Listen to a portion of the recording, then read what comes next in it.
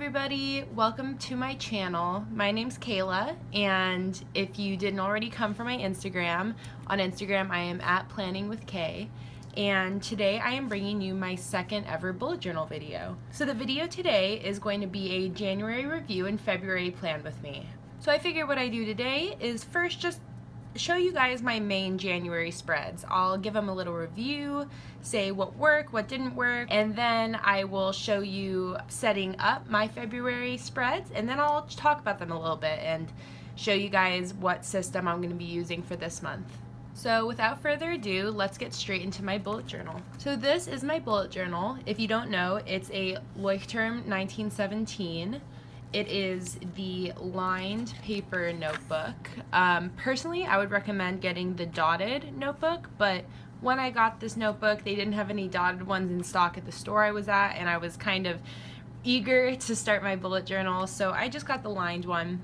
It still looks beautiful. It's just a little bit less convenient. It's a little bit harder to get straight vertical lines, and it requires a little bit more measuring with my ruler, but still love this notebook. Alright, so let's just start with the first January spread. So this is just my primary monthly spread where I have my calendar and then my goals. For January, I decided for the first time to do the more traditional bullet journal style monthly layout where you just list the date of the week and the date on the side here, and then to the right is where you list any plans or events or stuff like that that's coming up this month. So earlier on when I started bullet journaling, I actually did something more like this, which is a more just calendar setup, as you can see, with a section on the page to then put the events or tasks that I had coming up that month, and I would just do a little number in the day that those tasks corresponded to. I really like this setup, but I decided to try this because this calendar format in this lined notebook kind of takes a while to set up. You have to kind of measure everything out. This was a lot easier, a lot simpler to set up. In the end though, this style didn't really work for me. I love that it's easy to set up visually, like on paper. I think it looks great, but I think just from my whole life of looking at actual calendars, my brain just didn't really enjoy this setup. It wasn't as intuitive for me. I found that I really wasn't looking back at this, that I didn't want to put things in here just because it didn't really mesh with like the way my brain works. So this month I'm going to be going back to a more calendar-like setup instead of this vertical monthly here. This January goals page honestly was like totally useless. I never ever once looked back on this. The only thing that was nice was like writing down my goals just so that I could like imprint them into my brain, but I never actually came back and looked at this. This wasn't like an action plan, it was just me brainstorming my goals, so there wasn't any reason for me to come back to this. There's not any action plan here, there's nothing to do. It was more of just like a brain dump for me to start the year and think about what my goals were for this first month. I won't be doing something like this anymore. Maybe in the future I'll do a more specific action plan oriented goal setting for the beginning of the month, but I think for February I'm just gonna nix the goals. So the next thing that I had for January was my one good thing every day spread, and I love this. I kind of fell off at the end just because I was out of town, and I feel like, I don't know, does anyone else, once they get to the end of the month and they start planning their next month, they just kind of like forget about all their, I've just forgot about all my January trackers and stuff. I feel like I pretty much gave up in the last week because I was focusing on like my new February spreads. Let me know if that happens to you too. But I love this spread. I am going to be changing it a little bit for this month just to make it a little bit more general. What I really loved about this is I basically started writing down just what happened that day, and not even necessarily focusing on like one good thing, but I would just like write little descriptions of what happened that day. So this month I'm going to be doing something very similar, except I'm just going to be doing what happened that day, where I can just write little summaries of each day. The next main monthly part that I had was my tracker. So this is my January habit tracker. I really enjoy the habit trackers. This is kind of a standard setup that a lot of people do in their bullet journal. The days of the month and then all of your habits, and then you just fill in the boxes when you do it. I did really like this. I feel like I had kind of too many tasks here. What I actually ended up doing later on in the month is during my weeklies, I would just create these weekly trackers, like right here. Here, I'll zoom in on that a little bit. So I would just create these weekly trackers and with my most important things, and I really like this. I think it was much more effective to like focus everything down to 5 or 6 different tasks that I wanted to track. I'm going to be taking that into my new month and revising this. Where did my tracker go? And revising this tracker setup to kind of mimic what I enjoyed about these weekly trackers. All right, so those were my main January focus spreads that I had. So now I will just plan my February spreads. I'll throw in a little time lapse of me doing those so you can see me setting them up, and then I'll go ahead and talk about them.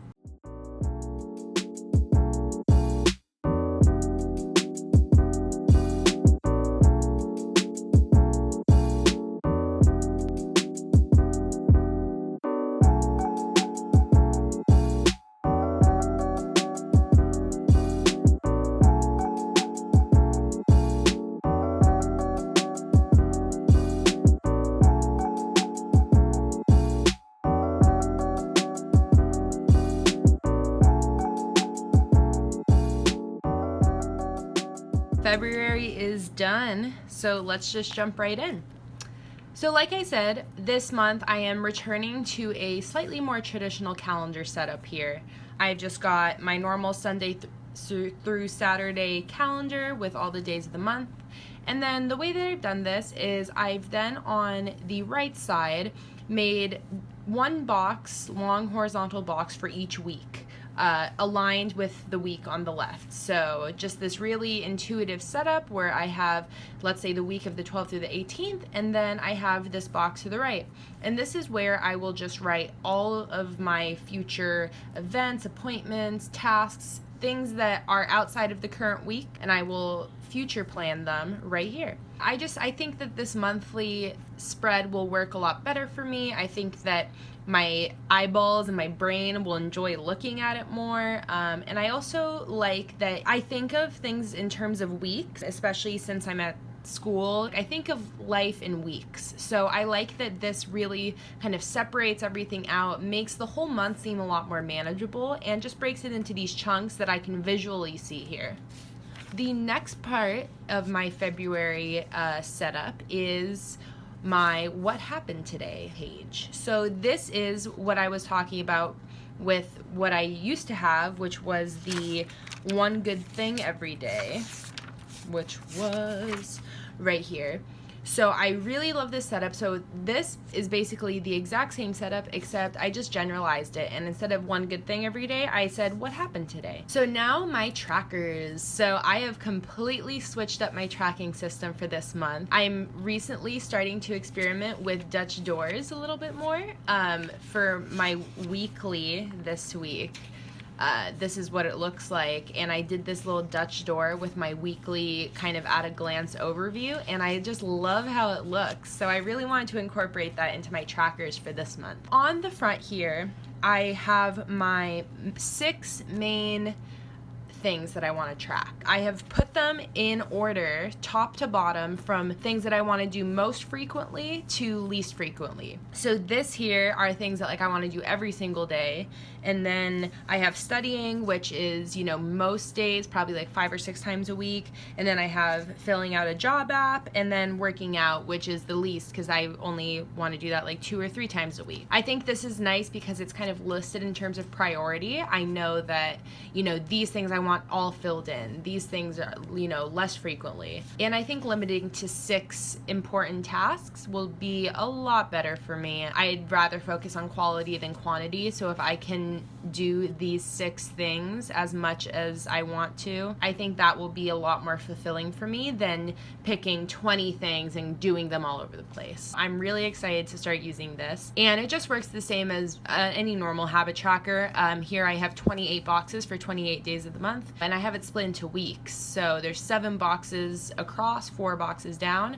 So I will just go in every single day and fill out the box for when I did one of these things. So now here on the back is something I've never done before, but I've recently been wanting to track other things besides just tasks. I wanted to do mood tracking and energy tracking. I'm in university. I find that if I don't track exactly how many hours I'm studying, I'll often kind of overestimate what I actually did. So I put this hours studied tracker. So every day I'll just track how many hours I studied.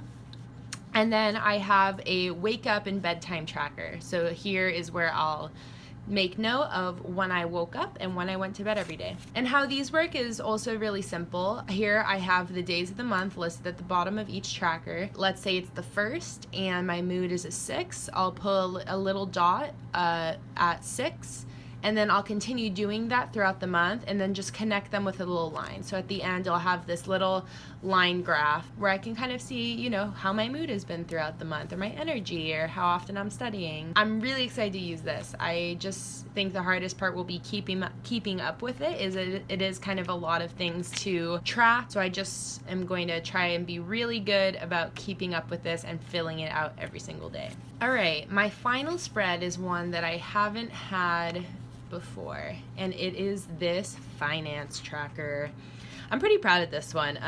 I didn't get this from anyone. I just kind of came up with it on the fly, and I feel like this is going to be really helpful for me. I'm graduating school in like 5 months in May, so I'm at a point in my life where I kind of really have to focus on saving money so that once I graduate, I have money to get an apartment and whatnot. I want to be more diligent about tracking my spending and just making sure that I am making money over time and not losing money. The way this works is we have our 4 weeks right here with the day of the month in the corner, and then the top half of each box is where I will write any income going into my bank account. So that's, for the most part, it is just like paydays, or if somebody sends me money, any money going into my account. And then in the lower half is where I'll write all my spending. This blank white space I can use to mark down like individual purchases, and then in this little gray box right here, I'll just write the total at the end of the day. Oh, I actually forgot to write this.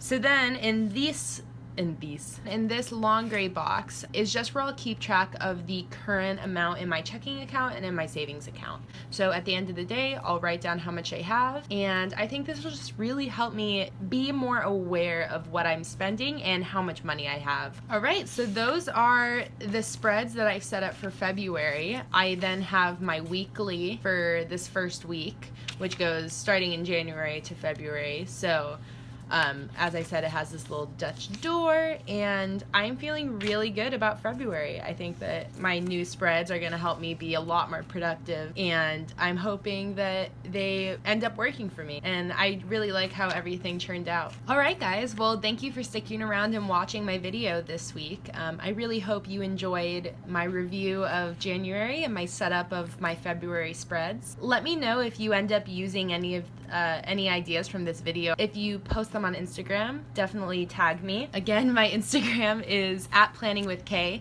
so definitely tag me in anything that you guys post on their bullet journal related. I also just love getting inspiration from other people's bullet journals. If you like this video, definitely give it a thumbs up. It really means a lot to me. Also, definitely go follow me on Instagram if you would like. I post a lot of bullet journal photos on there, so if you like this video at all, you probably really enjoy what I'm posting over @planningwithk. And last but not least, if you guys have any video suggestions, please leave them in the comments below. Alright guys, I hope you have a great day, and I'll see you when I post my next video. Bye!